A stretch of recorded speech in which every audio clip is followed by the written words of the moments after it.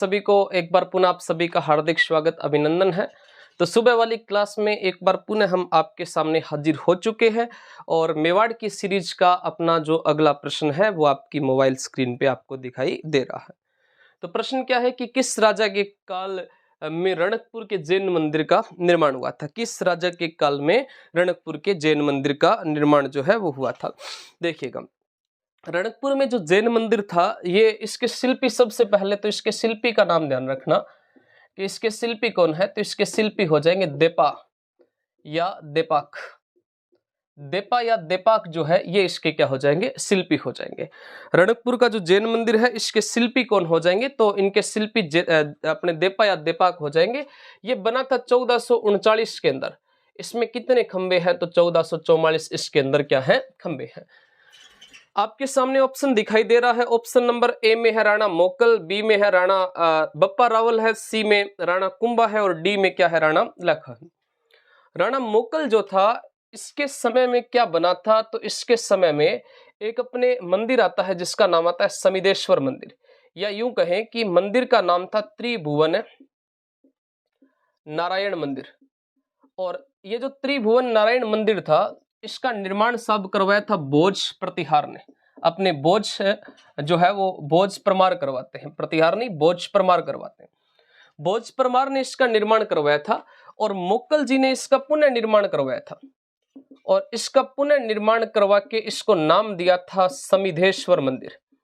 इसको नाम क्या दिया था? समिधेश्वर मंदिर। समिधेश्वर मंदिर नाम दिया था और इसी मंदिर को मोकल मंदिर के नाम से जाना जाता है। साथ में राणा मोकल जो थे इन्होंने एकलिंग नाथ के चारों तरफ प्रकोटा बनवाया था।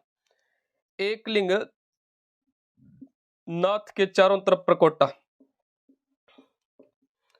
एकलिंग नाथ मंदिर जो है यहां पर क्या बनवाया था? प्रकोटा बनवाया था। प्रकोटे का मतलब होता है चार दीवारी।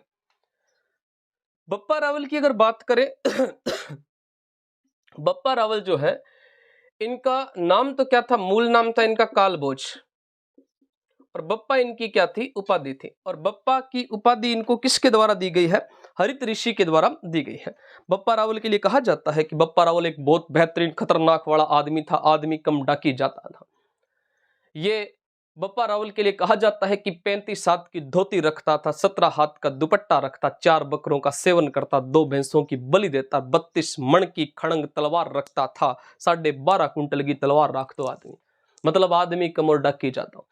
इतो सारों की पैर गेर फिर युद्ध पर उड़ जानतो। समझ से बाहर तो ये है कि भाई अगर 17 हाथ को दुपट्टो है, एक हाथ को मतलब इतो है और कोई डंगो आदमी उस तो भी इतो लंबो हाथ उसी, और 17 हाथ का मतलब है कि अगर सीधो मोड्डे पर गिरे तो आदमी कम से कम 9 हाथ होना चाहिए।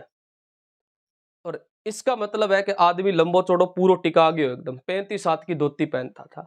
अब कई बार ऑफलाइन में टाबरों से पूछते हैं, लड़कियां कहती गुरुजी इससे थोड़ी हो उसके 35 हाथ की धोती कैसे पहन सकता है कोई बंदा? 17 हाथ का दुपट्टा कैसे पहन सकता है? मैं भी सोचू यार कि 52 गज को दामन पेर के कोई छोरियां नाच सके तो ओ फिर चाल कौन सके, वो युद्ध भी तो कर सके।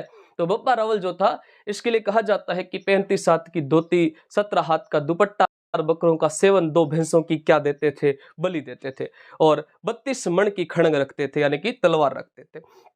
बप्पा रावल जो है इनको हिंदू सूर्य, राजगुरु और चकवे के नाम से जाना जाता है। इनको कहते हैं हिंदू सूर्य, राजगुरु और चकवे। हिंदू सूर्य, राजगुरु और चकवे के नाम से किसको जाना जाता है? बप्पा रावल को जाना जाता है। हिंदू सूर्य, राजगुरु और क्या कहते हैं? चकवे कहते हैं। बप्पा रावल जो थे इनके द्वारा एक मंदिर बनवाया गया था नागदा में, और नागदा में इन्होंने सहस्त्र बाहु या यूं कहें सास बहु मंदिर का निर्माण करवाया था। किसने? बप्पा रावल ने करवाया था। राणा कुंभा के समय में क्या बना था? रणकपुर का जैन मंदिर। रणकपुर का जैन मंदिर, रणकपुर का जैन मंदिर राणा कुंभा के समय बना था। एक विजय स्तंभ जो है, ये विजय स्तंभ भी किसके समय में बना है? राणा कुंभा के समय में। एक कीर्ति स्तंभ, कीर्ति स्तंभ प्रशस्ति की बात कर रहा हूं मैं, कीर्ति स्तंभ प्रशस्ति अत्रि व महेश वाली 1460 वाली, ये भी किसके समय लिखी गई है? महाराणा कुंभा के समय। राणा लाखा के समय में क्या क्या बना था? तो एक तो बना था साहब पिछोला झील।